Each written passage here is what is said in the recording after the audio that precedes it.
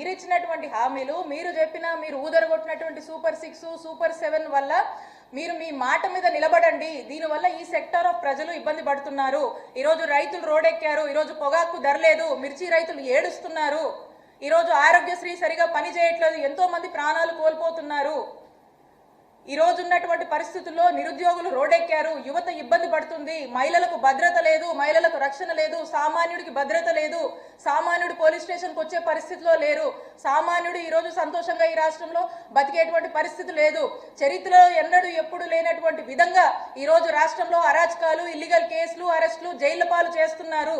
ఆంధ్రప్రదేశ్ రాష్ట్రంలో ఈ విధమైనటువంటి ఒక చూడకూడనటువంటి పాలనని కూటమి ప్రభుత్వం వచ్చాక ప్రజలు చూస్తున్నారు, బాధపడుతున్నారు, ఏడుస్తున్నారు అనేటువంటి విషయాల్ని మీరు చెప్పిన సూపర్ 6, మీరు ఇచ్చిన సూపర్ 7 మీద నిలబడండి, అమలు చేయండి, ప్రజల్ని సంతోషంగా చూసుకోండి. ప్రజలు ఇబ్బందుల్లో ఉన్నారు.